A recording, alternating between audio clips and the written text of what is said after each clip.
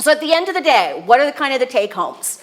A big take-home, particularly for you parents, is that when you have somebody working with you in terms of addressing your child's problem behavior, right, really for anything, but we're focused on problem behavior today, is the collaborative partnership. You as parents should be active participants in the assessment and intervention process, right? You are the people who live with your child. You are the people who know your child better than anybody else. You are the people who have to implement the intervention in your day-to-day life. You need to be saying, here are my needs, here are my limitations, this is what works for me, this is what doesn't work for me, right? So you guys need to be active partners in this, and your consultant should be encouraging your active partnership in that, right? But you play a really, really important role in whether or not a behavior support plan is successful, right? You are really important. We need you to identify your needs and priorities, right? I need you to tell me what you guys need fixed if I'm working with you.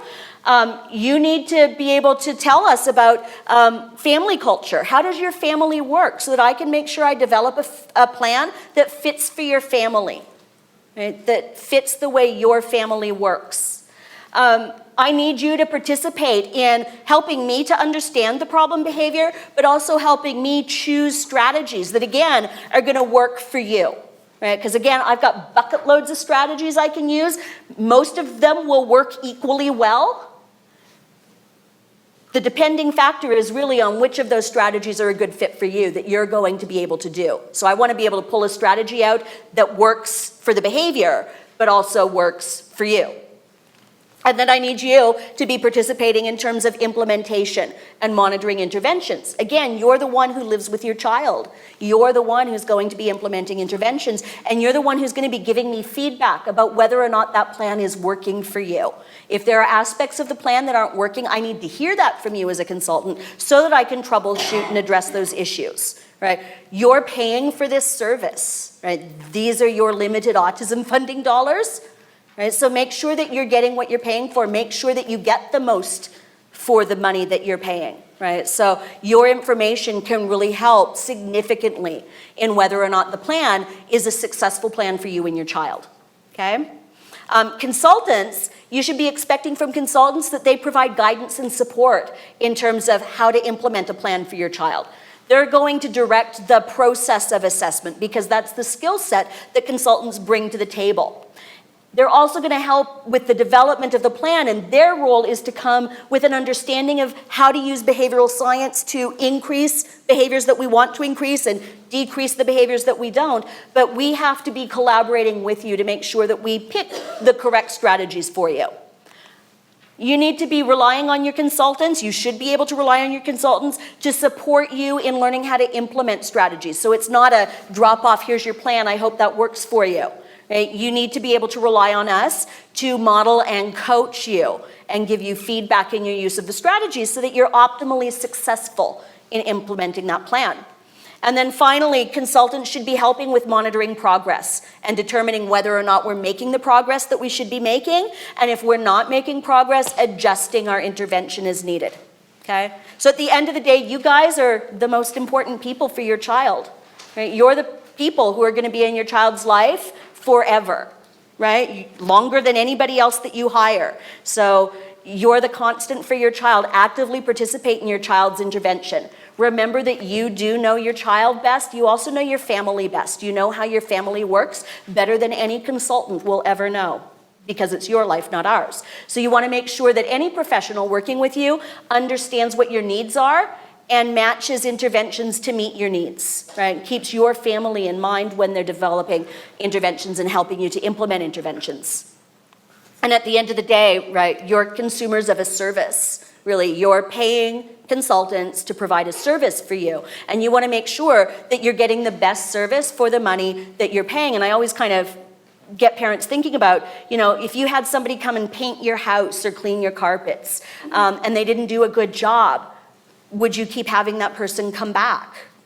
Probably not, right? You investigate service people who come into your house. You know, who's the best carpet cleaner? I'm going to go and Google and see who the best carpet cleaner is, or who's the best house painter. Right? Make sure that you're being really thoughtful in terms of asking consultants about the services that they provide and whether or not what they provide is a good match for what you need. So really do be critical consumers. If you don't understand what professionals are doing, ask them to explain what they're doing and why they're doing it. If something isn't working, right? If a professional's provided a support plan and it's not working for you, don't just kind of grin and bear it. Say that it's not working. Say to your professionals, you know what, this isn't working for me. Here's why I think it may not be working, but right, say that so that you can get support to make it work better. Right? As professionals, if I don't know that something isn't working, I can't make it better. And so you need to speak up and say if something's not working. And you should expect then that your professionals will help you to make it work better. Okay? And then in terms of problem behavior, really remember, right, be hopeful about this. I know it's hard when you're living with a child every single day who's engaging in a lot of problem behavior and where it's a struggle to kind of get dressed in the morning, let alone do anything else.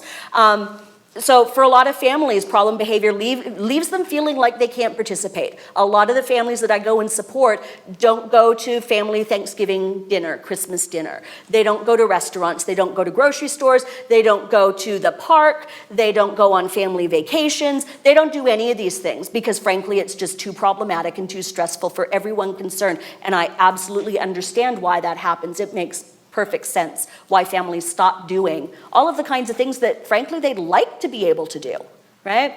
But we can use positive behavior support to address those issues and have children participating in daily life. We have a really large body of research that demonstrates the effectiveness of PBS, right, for improving behavior in a number of contexts when implemented by a variety of people in a variety of activity routines.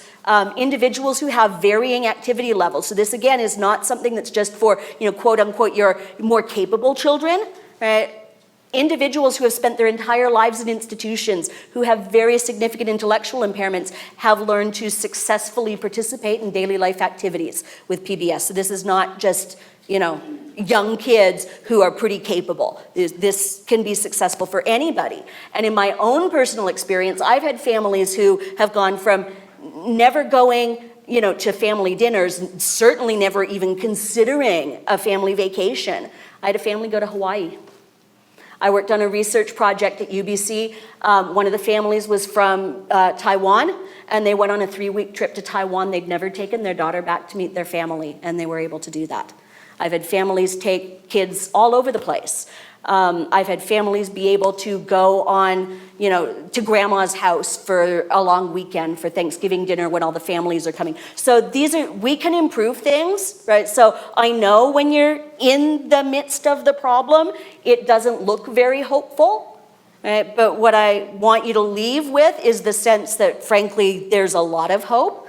And with good PBS, you can achieve an awful lot. You can do pretty much everything that you want to do with your kid. Pretty much, okay? We've got a really, really large body of research as well that's starting to demonstrate the importance of a collaborative partnership, right? And that the better the collaborative partnership between professional and family, the better the outcomes in terms of child behavior and overall family functioning. So again, that's stressing the importance of that partnership. You want to make sure that you've got a good collaborative partnership with the professionals that are helping you, because that's the kind of partnership that's going to most likely lead to your success as a family. And on that note, right pretty much on the dot at 3:30, which is a rare thing. Thank you very much.